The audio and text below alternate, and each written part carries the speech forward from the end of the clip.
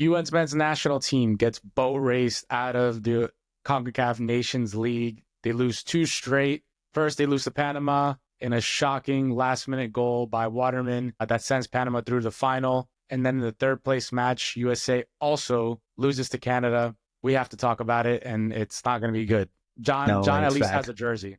Bad day to wear it, bro. Don't take that off. No, I mean, he can't just jump the ship, you know? He just got to keep it sinking a little bit. There's water at neck level, but I'm not jumping the ship just yet. I mean, not the happiest, but got to keep rowing the boat. Good for you, because it seems like a lot of people have jumped out of the ship, at least at this generation. So let's just quickly recap, right? Again, they lose 1-0 to Panama. They lose 2-1 to Canada. Not the best showing. Not the best showing even for the fans. A lot of talk about how the LA crowd did not show up for the UN's men's national team. Again, they play 2 games there in the 2026 World Cup next year. So it wasn't a good kind of dress rehearsal for USA, but also for the fans that are supposed to be supporting. Let's talk about what happened. What do you think led to this kind of disaster, and is Pochettino on fraud watch? I know Johnny said he wasn't jumping ship. I think I've jumped ship from this team. You know, as I mentioned in like earlier podcasts, I'm a fan of the Costa Rican national team. They've always been the team I supported. The U.S. have been our rivals over the past 2 years. You know, it's been a nice generation to kind of get behind. But performance after performance, this team just tends to disappoint. And I have enough shit teams. I don't need another one to keep disappointing me. It's bad. This team shows no passion. They have no balls. They haven't won anything, right? Or anything of importance. They walk on the field with cockiness and with some arrogance, like they've won something. But I mean, what have they really won? They won the Nations League. They won the Gold Cups, obviously, but I don't know. I think bare minimum, though, is, show some pride to play for your country, to play with your boys. And at the end of the day, I think fans are saying it now. Like, you take pride and integrity over talent. And the boys haven't shown any pride and integrity. And it was bad. It was a bad performance. At least in the last few years, right? I saw this one like comment on Twitter. It's like USA shows up against Mexico. Mexico shows up against X opponent. So it's like everybody shows up for a specific team. The big games. Yeah.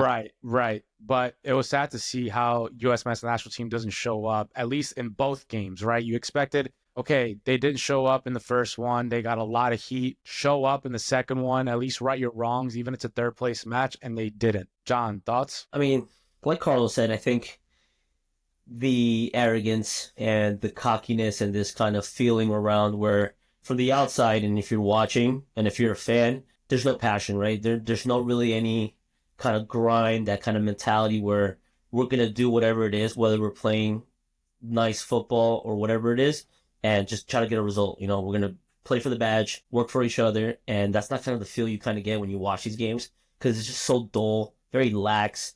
There's no urgency, very passive. It's just something you don't want to see, especially with this golden generation, in quotes, right? Golden generation, especially coming off the last World Cup, because they're still young. They're still young. You think that they would grow from that in the World Cup, but it's kind of like a decline. So, like, obviously people were blaming Greg Berhalter. People blame the Federation. Pochettino's there now. You're not going to blame the coach now because, I mean, why not, though? Why not? You can, obviously, but I don't want to keep pointing the fingers at guys that don't coaches, up, right? Guys that don't play. Correct. Guys that don't suit up, guys that don't lace the boots up, guys who aren't playing, who do the actual job on the pitch, right? So, yeah, you can blame. It's easy to blame Pochettino. He's the best coach we've had in a long time. You can say he's on fraud watch. Is he though? All right, best coach on paper, right? But at least you could be on fraud watch. I mean, you should be, right? Yeah. Because you are the best coach on paper with the best team on paper, and you drop these results in a bad fashion. So, yeah, correct. I think you deserve it. You warrant the fraud watch for sure. But we'll give him that, right? But I think at the end of the day, right now, the people we're looking at are the guys in the dressing room. Right. Not only did they lose, they didn't show any passion. They didn't show any pride for the badge, lack of effort. It almost seemed like they were playing friendlies, right? And the whole point of these Nation League games was to eliminate friendlies. And you don't have qualifiers this time. You automatically qualify because you're a host. So you even have less games to prepare for the World Cup. So you expected them to show up differently. You expected them to come out with high intensity in front of the home crowd that's going to be the home crowd for the World Cup. And it was flat from start to finish. Bad. Yeah, it's tough. It's a tough watch. Like the whole time we're watching, like tactically some players didn't look good, like in terms of quality, and then you put in like the X factors of just No in effort. terms of no effort, right? So it just all around looks bad, and it's tough. Someone was saying it like, can they get over this hump? Obviously you don't want to jump ship now. Some people have, but can you get through this tough period? Can you go to the Gold Cup and probably not play with your B team? Probably go Right. with your A team, prepare, show out, and try to reclaim that spot as the Concacaf powerhouse.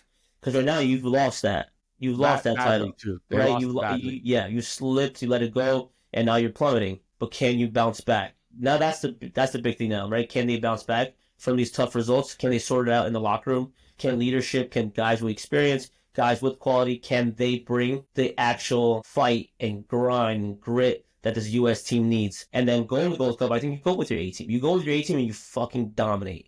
You just dominate, you show your dominance, and then you start preparing for the World Cup. Yeah, it's really hard to kind of put it together why it all happened, because they did play with this arrogant nature, right? Like they've won the last few, but in recent form, they got booted out of the Copa America in group stage. They lost in the Gold Cup against Panama. So it's been a bad stretch of form lately. Yeah. So you expected a different reaction. You expected them to come with maybe a little chip on their shoulders, and it was just the complete opposite of that. And one of my questions was, is this generation overhyped? So we have to start asking these questions, right? Like, okay, they're playing in Europe, they're playing great, but man, if you can't beat Panama in a semifinal, Panama showed up, gave them all the credit in the world. They showed up against Mexico in the final as well. It's a tough loss, but you expect them to play better, and it just wasn't the case. What were you gonna say, Carlos? Yeah, I mean, I would say it's the golden generation of talent, but not the generation of passion and integrity. Not the golden USMNT national team generation, but just a golden talent pool. Yeah. In the But U.S.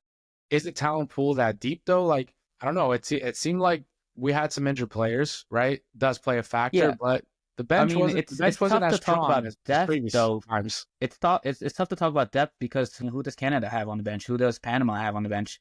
Who does Mexico really have on the bench? They have good players, but it's not like there's a superstar coming off the bench. The U.S. probably have more stars coming off the bench than any of those countries. So Fair. you know what I mean? Yeah. And I guess right before the game against Panama, Paramount aired an interview with Titi and Poch, and they literally talked about passion and how it doesn't matter how talented your team is. It's literally the interview that showed right before that Panama game. And Titi was like, hey, Poch, you're Argentinian, and Argentinians play and, they give their lives for their country. Correct. They don't play for themselves in Argentina. Everything they do is for the country. And he hoped Poch, would bring that to the U.S. national team because that's something they've lacked. And yeah, that didn't happen. I don't think that's on the coach, really. It's on the players why they didn't come with passion and integrity. Poch, obviously, it's his first probably big-time game. The lights are on him, and he wanted to come out and dominate Panama, as he said, and it didn't happen. I don't think it's on Poch why it didn't happen. I would disagree. I feel like the players, they get the vibe from the coach. They get the intensity from the coach. Like, you didn't even see Poch, like, during the game getting to him, right? Like, sometimes you need the energy from the coach to bring it out onto the field. And a good coach knows that. A good coach knows that my team is flat. A good leader, captain, knows the team is flat. Maybe you start, talking a bit more. Maybe you start, your energy off the touchline is a bit more antic, is a bit more what you're normally used to, because the team is just lacking that energy. No energy in the stadium, right? So they needed to find it somewhere. Poch didn't provide it. None of the leaders provided it. Turner, Adams, you have to say that Adams was good with good positive energy on the field in the Panama game, but you didn't really see him sticking it to the players. You didn't see Pulisic sticking it to the players, and I think that's what lacked. Yeah, I mean, it's a big thing, right? In terms of kind of you want those characteristics from a coach or your best players or your players that show the most leadership. But how much do we know in terms of how does this group react to that kind of coaching, right? Because I mean, we don't know. I mean, to be fair, we're trying to build our best case and what we think is going on and what should be going on. But do we think these guys are built that way, where a guy that gets into them is gonna actually like either help them perform better, or is it gonna demoralize them and all this arrogance that we see unfolds even more? Because that happens, right? If you're arrogant, you're cocky, you have this kind of my shit don't stink kind of attitude, and your coach is giving it and sticking it to you, or other guys are sticking it to you, you're just gonna be like Goes down. right? So I agree. Yeah. we don't know. I mean, obviously, I think from where we come from and how we've approached the game, like a coach sticking it to you or your teammate sticking it to you was never personal. It's more like, okay, let's get our shit together. Right. Figure out a way to sort this matter out. Whether it's us getting stuck in, us working hard, us trying to like rally. If our quality isn't there, something has to give. Yeah. And I agree. But I do agree at the same time, right? Something Where's the has to leadership? give. Correct. And it where sucks. was the leadership? Christian Pulisic might be more of a lead by example kind of guy. Correct. Yes. Which is fine. Which is fine. It happens. Do I think that merits him to wear the armband? Because I think there's other guys that lead by example and probably are more vocal on that field. I'd probably give the captain's band to Tyler. Which is what Berhalter did in the World Cup. I'd probably give it to Tyler because he is a guy, he might be young, but everyone is, but he's the guy that is going to work for your team for the full game. He's going to get into guys. He's going to get gritty. He's going to get nasty. And you can feed off that energy. So that's my opinion on that. I think he probably merits and deserves the armband.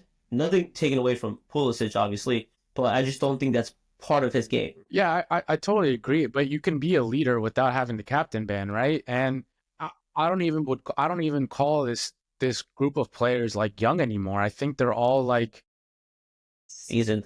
They have experience now. They're veterans now. Exactly. They have a World Cup under their belt. They've won a couple Nations Leagues. They're playing in Europe. So they're all like in their prime, one would say. And it was shocking to me the lack of leadership. Like these guys have been with each other enough where if you know the team is down or you know what makes people tick, poke at it. Yeah. Right? You're not playing well against Panama. Low energy. Okay, maybe the coach doesn't give it, but you know that you need to give it. You know that you need the team to wake up. So where is it? And I think that for me is the bigger problem is the lack of leadership. Forget, the stadium was empty and all this garbage. Like the stadium's going to be packed for the World Cup. We all know that. It's going to be full when USA plays. That's a given. So it wasn't, for me, like the stadium wasn't a telltale of the state of the national team. I think for me, it was more lack of leadership. I agree. Yeah, I mean, I agree as well. But at the same time, I guess we don't have to put that pressure on Pulisic. He's not going to be that vocal leader. He's never really been that vocal leader. I'm putting it on all of them. Yes, someone on that team has to be a leader. Right now, there's no leaders on that team. I don't think Tyler Adams is usually the person that is that person, but he didn't really show that leadership in these two games. I don't know. I don't remember if he played that last game, but he didn't show leadership against Panama. You know what? You know what, too, though? And you can blame this on Poch, is like sometimes the coach enables leaders, right? If a coach usually knows like which players are his go-to guys. So if you know you're not a go-to guy, or if you know Poch doesn't give you that backing, then maybe some of the vocal guys aren't as vocal as they were with Greg. Take Turner, for example. Turner had the full backing of Greg, right? Doesn't even bring Stefan to the World Cup. How vocal is Turner now with Poch, with all this talk about maybe he shouldn't start? So you could put the blame back on the coach, right? Who is he enabling to lead and who isn't he? Who used to have that kind of voice before. Exactly. So you can also maybe blame that on Poch. It's tough, though, because it's also probably his first time with these players. Yeah, no, totally.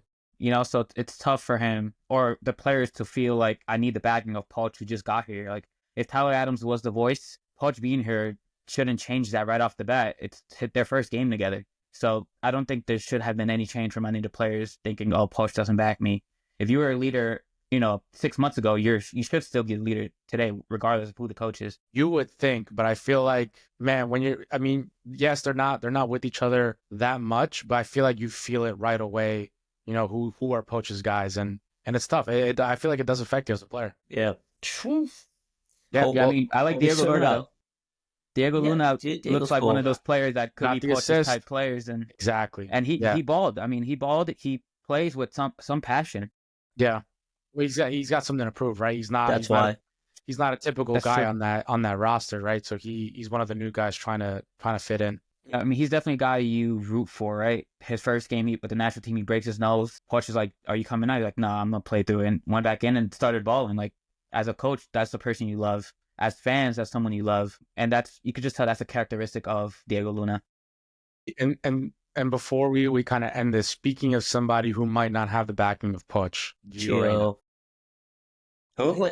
Gio Reyna doesn't play in the first game, right? USA lacked some creative midfield players, some creativity up top. Who's the guy that usually is the go-to guy for that? It's been Gio.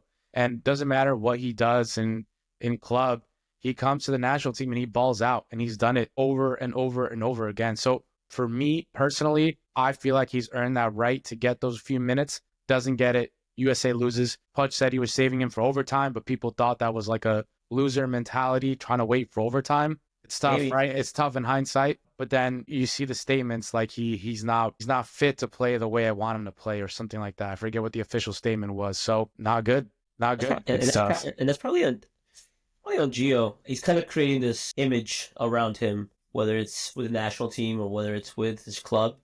It's kind of there's attitude problems. It's tough to say when you're not. It's tough to say when you're not in the locker room, right? Because he's had a problem with Greg.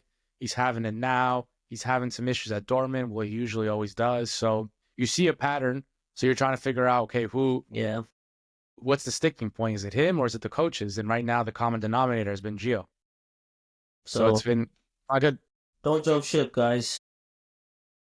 Well, Johnny's sticking with the boys at least until 2026. We're so sticking with the lads. We'll see what they do. We'll see what they do in the Gold Cup. This was our recap on the USMNT national team. We'll talk in a bit, boys. See you.